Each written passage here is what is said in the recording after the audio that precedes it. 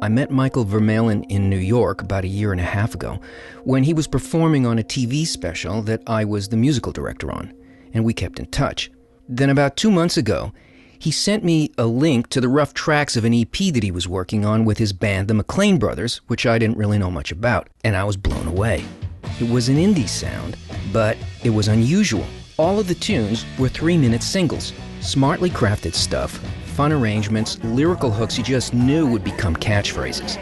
Good, relevant pop music, and I just loved it. And I wondered how this local Winnipeg band got to such a solid pop take on the indie sound.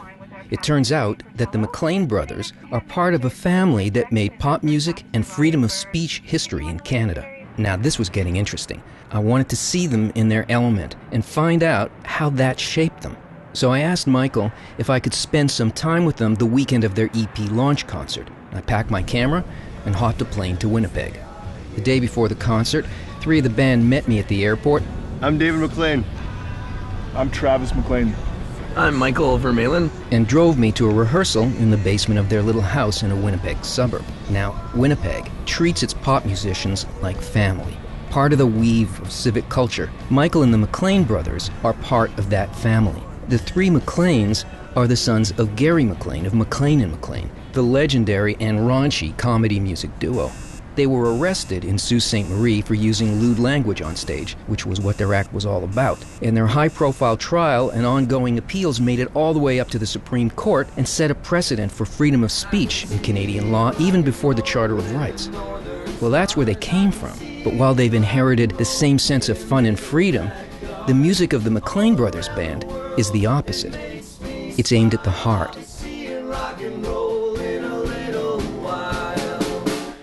My name's Paul Maclean. I play with my brothers in a band called the Maclean Brothers, and it's fantastic to be alive.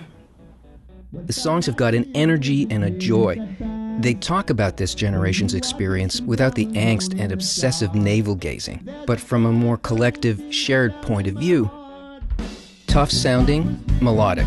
They've got great instincts for structure, interesting and simple A and B sections, short, satisfying bridges, and middle eights that pay off. And they're a great sounding vocal band. The 2 lead voices are opposite in character.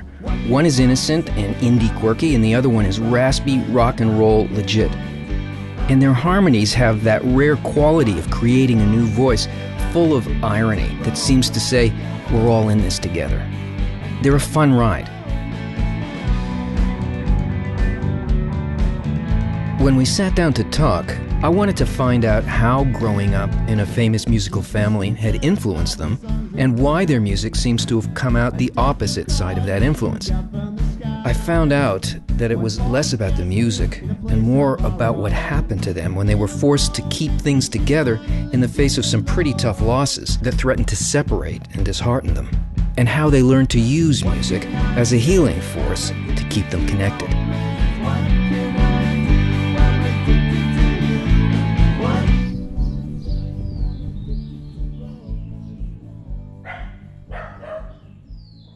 I think music in the household wasn't done just for the sake of playing music.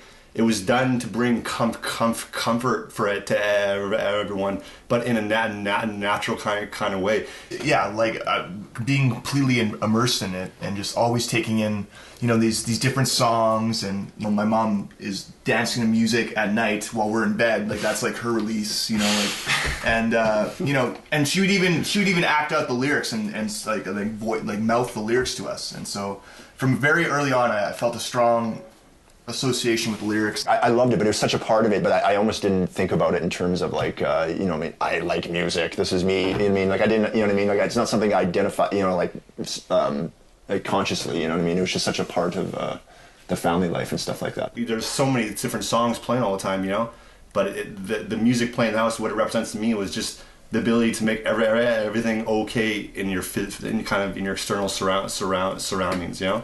To be part of the whole musical legacy that they have in their family lineage is a real privilege.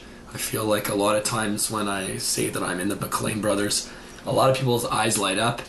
It's like there's already this connection that's made, and you know they always ask me, "Oh, so are you one of the brothers?" And you know, I'm proud to say that that I'm a part of the band, and that we are all brothers, but I'm the one that's not a real brother. So. Yeah, like the life of a musician is what it is. You know what I mean? It's not necessarily an easy one, but I'm not asking for an easy life, per se. I just want to do the best I can and bring as much happiness as many people as I can. You know what I mean? And for me, that was just the most natural way for me to do that was through music. In 2001, my dad was diagnosed with throat cancer. Him and my mom were separated at the time. They were going through some marital difficulties, but upon the news of my dad getting sick, he moved back in with us into this house. And it was like, wow, like the family's back together again. And we're just, and he got drums for me, and he was like jamming out with us and stuff like that. He didn't initially tell us about how sick he was. It was kind of stressful because, part of me like wanted, cause I knew he was gonna die, so I almost wanted the process to be hurried up, a little bit. I know that sounds kind of weird now, but like, it's like I remember thinking like as he was sick, and thinking like, to relieve him, it'd be better off if he just kind of went. But then, he got sicker and sicker, and then he left us. And we found out in August. I think he died in December. I think that's kind of the timeline, sort of.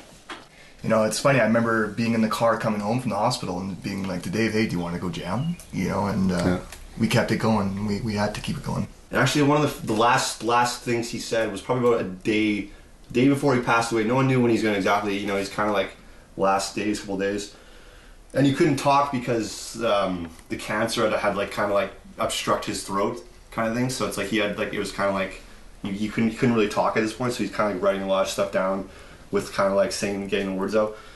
One of the last things he said to me though was, "One day you're gonna make $1 million playing the guitar." I envision great things for you. Like he threw out the term rock star. And like these things kind of stick with me. I kind of knew then that was like the closing of that period, and like it kind of made me feel like he envisioned greater things for me than he did for himself. Like he believed in us more than he ever did himself. But that wasn't the end. After my dad died in 2001, about a year and a half later, my mom actually ended up discovering that she had cancer all over her body, and that it was a serious thing. But so it was 6 weeks for my mom actually, and then she was gone as well. I felt like an old man back then a little bit. Like I felt like I felt like I don't know. I felt like I was already grown, because we went through so much already, So. My mom kind of was very brave about it, and we went to the Edmonton Mall and had some fun, and wave pool, a lot of shopping, photos and stuff. We all just rolling down the highway, kind of, I guess she wanted to have one last good time, kind of thing, and leave us with a good memory, so to speak. It was for her, for sure. We were having fun for her. We wanted to make. She was really like stressing out about leaving because she knew that my father had left us. I remember saying oh, if your dad was still alive, it would break his heart to see that I'm going to. After she passed away, there was kind of. We knew we just had to keep going. It wasn't even a question of like, should we do this? Like it wasn't even, that question wasn't even, it was just sort of like, we're just going to play music because that's what we do, My mom was very worried about, the future for us. She made it very clear to me that I had to take care of everyone. And so, I really tried my best. And, part of playing in the band together is just like, I feel like mom and dad would have really, really liked it. And, you'll never get that validation from them, but try your best. It's like always what we've tried to do. Try to write the best songs. Try to make everyone feel good.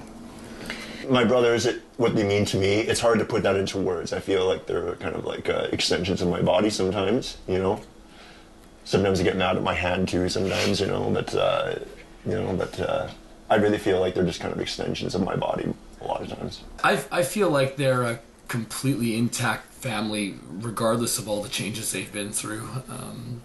They all have these different roles that they play together. It's kind of like a triangle in which you need all three corners, and then I feel like any way in which they need a little bit of help, I wanna work in that area to add to what they already have. Yeah, so living your life like a family.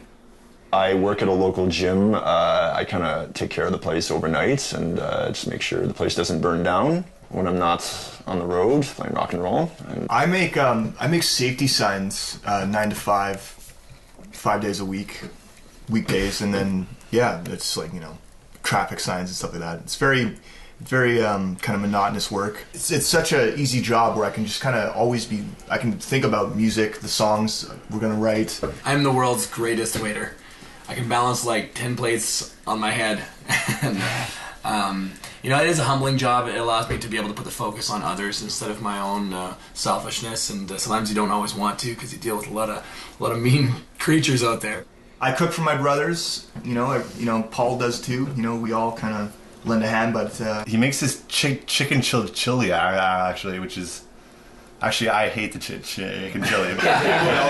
It's kind of funny how like our roles kind of like I play the drums, but I also it's like time management, right? It's like so I keep them going, I keep the ball rolling, and of course I cook from Maclean. You know, I try to keep it all on the rails, the train on the rails, and just keep that rock and roll train going.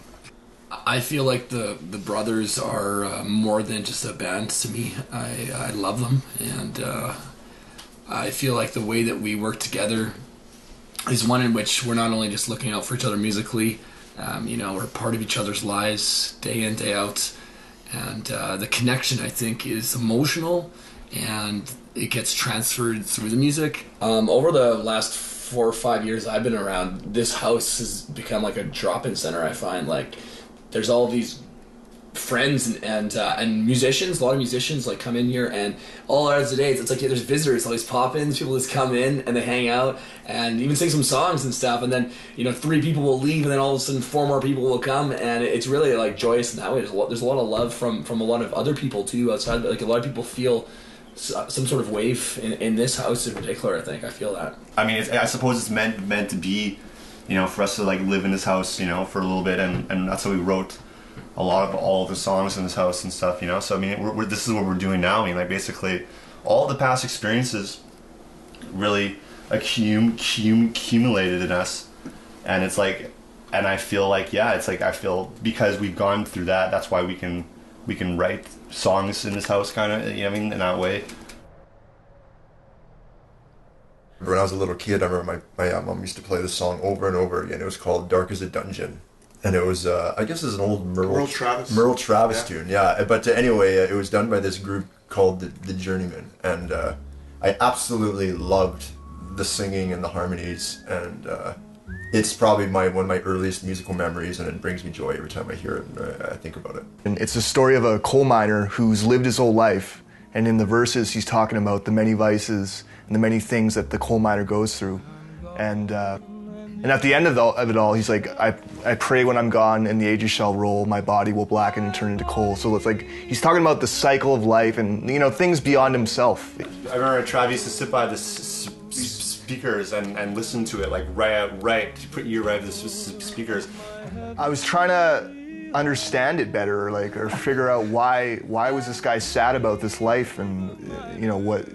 Maybe I thought if I listened to it another time, something would be different. I didn't like the recording. There's like a lot of crackling. Yeah, mic hiss and stuff like that. Songs exist in order to help you through the day. Maybe you're having a hard day or something, or you're going through some crisis or something, but you hear like a beautiful song, and like your heart breaks. I mean, it feels like divinity or something. It's like I'm a slave to the music, and I just have goosebumps all over my body, and it's just like the feeling is like absolutely addictive. And if I could, just that pleasure I get from songwriting is why I do it. It's because it's the best thing I know how to feel. Yeah. And seek God to Well, tonight we're releasing our 6-song EP that we've been working on, and we're very excited to share it with everybody. For $8, they'll get a copy of the CD and also get in the door to be able to see us.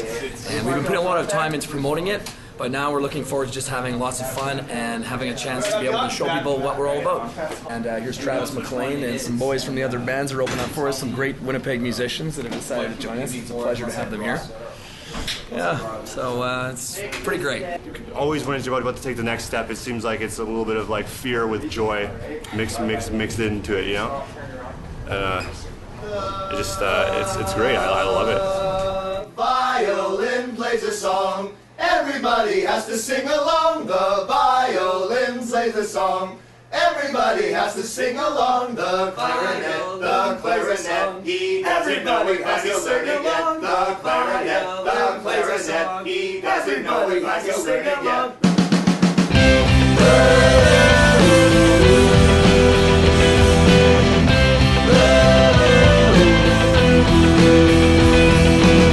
Look at your world, what a scene of dread. What is the secret you've been trying to keep? We can do what we want. We can think what we want. Go and be what you were born to be. You gotta be the only one. Pandemonium. You gotta be the only one. Now I'm moving in. You were born to be the one. Pandemonium again. Go get 'em, kid. Pandemonium.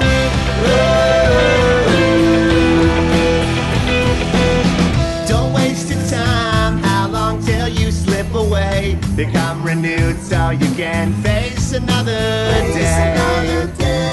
Of climbing up the walls. Who cares if we fall? Upstairs there's so much more to say.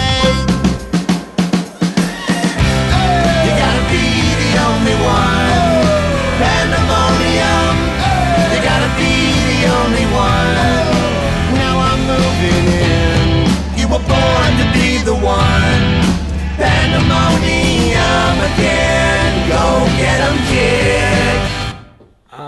I like the idea of making people feel like everything's gonna be all right. You know, I like when music can do that. Pat on the back. Yeah, like whatever people are going through.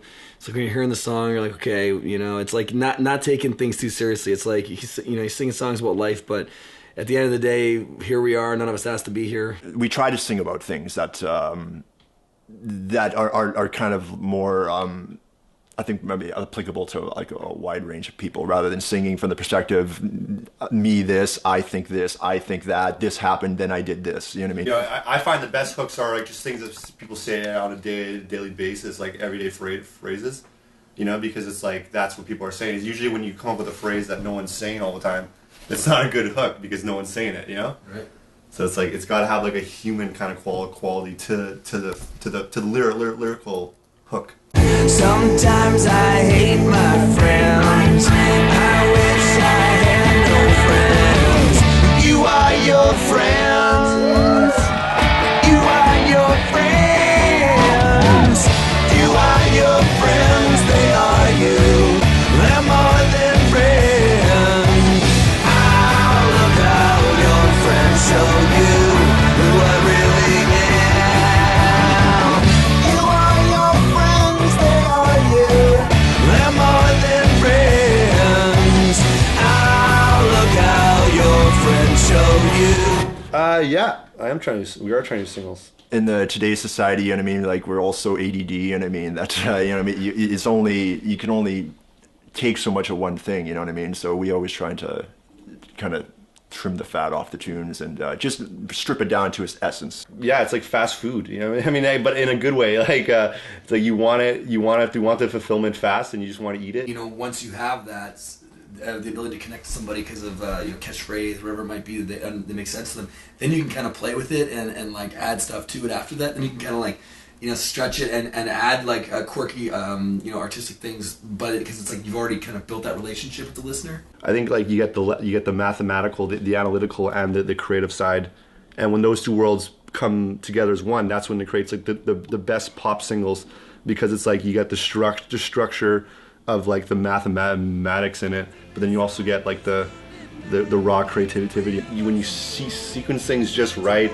it really creates like the magical moment. Again and again and again and again and again. Go get 'em, kid.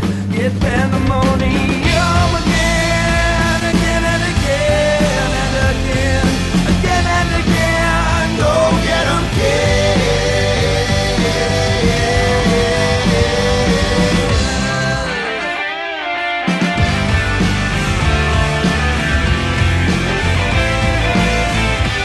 I like to feel as though there's an anticipation that's created in the verse, and then when the chorus kicks in, it's kind of finally this climax that comes about where it wrenches on your heartstrings, you know? It's kind of like it brings things to a climax where suddenly you feel as though, okay, here it is. This is what I've been waiting for. You didn't know you were waiting for it, but as soon as it came in, you knew you were waiting for it. You gotta be the only one. Pandemonium. You gotta be the only one. It was you all along. Now your time has come. It was written in the stars. Pandemonium. Yeah, you know, I think when the crowd is into the band, like even though it manifests itself in a simple way as like a physical, like someone taps their foot or they dance or whatever like that, but I think really on a subconscious level, I think it's connection, you know what I mean, that people are experiencing, and that's what rock and roll shows are all about. You know, they're looking for guys that they would like to hang out with. You know, that's what they're looking for, and that's why I think they would like our band, because they want to hang out with us. Yeah.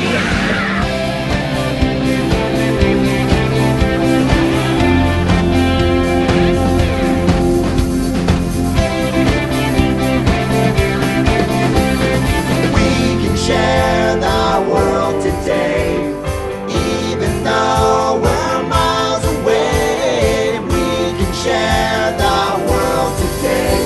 All you gotta say is Tokyo. I wanna go, I wanna go, I wanna go to Tokyo. I wanna go, I wanna go, I wanna go to Tokyo. Sipping sake in Tokyo. I wanna go to Tokyo.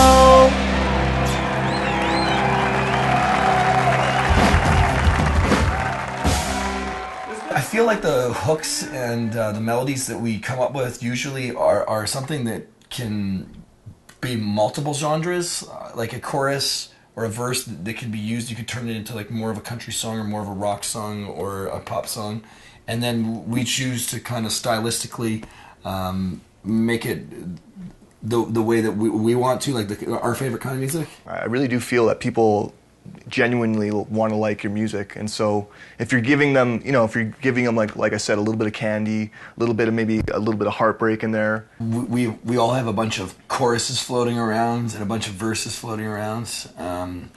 And we get together and put them together, and it's kind of like putting together a puzzle. I was thinking the reason why that's such a kind of pop works now is because I think a lot of people are looking for that, as opposed to what's kind of on like top 40 radio, in a sense where it's like bands are making music again for the sake of making music. California radio.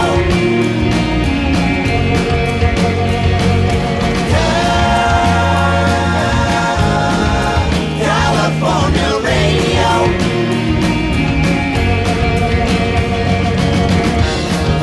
Static bouncing off the walls and trying to take it in. People killed to walk and crawl, the kids so innocent. As the foes of fear tearing us apart.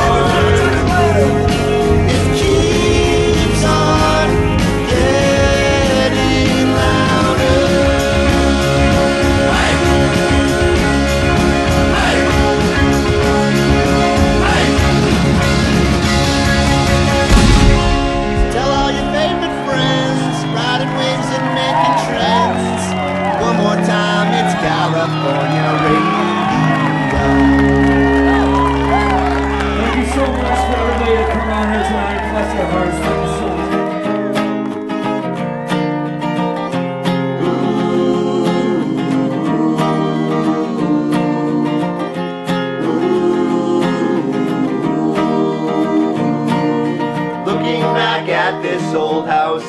Never really had a doubt that one day it'd be mine. I used to say so all the time. Forget-me-nots are everywhere. There are times when I just stare. Memories of us all. I used to be so small, but I've grown up in so many ways. I'm not the child of yesterday.